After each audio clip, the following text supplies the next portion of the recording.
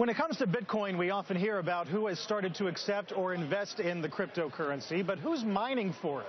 And what exactly does that mean or even look like?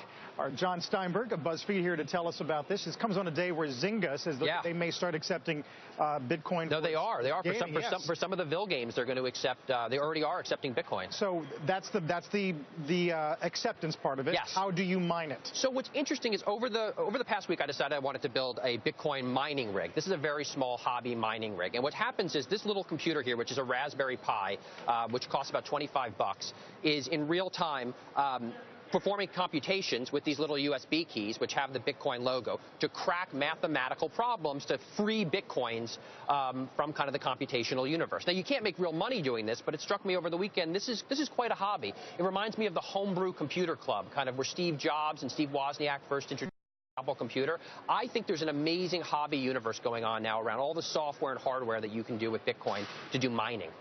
Have you managed to unearth a Bitcoin with this? Well, I have not, and I will tell you why. If you touch these, do you feel how hot these are right now? They actually get much hotter. It's pretty cool here on set. I was afraid to leave it running overnight in my office because I didn't want to burn BuzzFeed down. I think I could probably get to $1 a day with this. My friend Ken actually said that he thinks we can get to about $1 a day if I leave it on continuously. You probably do better on your day job. Yeah, absolutely. But I mean, but this is really the point. I mean, Bitcoin is really kind of staggering. There must be hundreds of thousands of people that are involved in creating software. There's all these different mining applications. There's CG Miner, BT Miner. There's all these different Linux platforms that you can run it on. You can get hardware keys on Amazon for $40. There's people who are selling mining shares in Iceland right now if you want to get into that market by basically buying a fraction.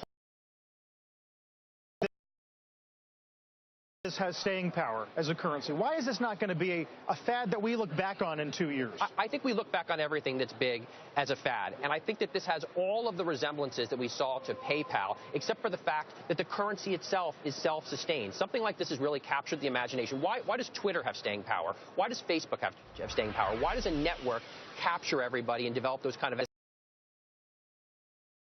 payment protocol that we have with Bitcoin now? Obviously, I mean, we're looking at the price. It was above 1,000 earlier today, still 988. Yep. Doesn't that scare you, that parabolic chart? It's early days, and early days for anything have lots of moving around and lots of instability. I think we'll get there over time. I'm bullish on Bitcoin in general as a payment mechanism. I think if you look at gold, if you say that 10% of the worldwide gold market, which is held right now as store value, which is about $1.2 trillion, say you get to a Bitcoin price of $6,000 a coin. I think that's basically the downside in. There's lots of bulls on it who are saying Bitcoin could go to $400,000 or $1 million a coin. But right now, what I'm really mostly focused on is just kind of how flourishing this ecosystem is. Yeah, it is amazing. You've actually written a piece for our .com site. Yeah, on the site, I actually wrote through how we went about building it. I gave some images of what the screen looks like, and I'm actually running, just to show you kind of how crazy things are, I actually have on my Pebble watch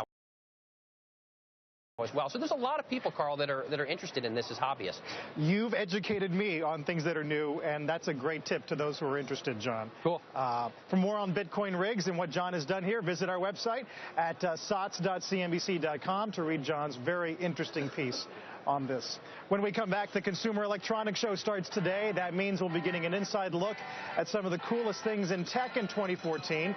Now, all the gadgets are always great, but where are tech investors actually spending their money? We'll ask one of the top VCs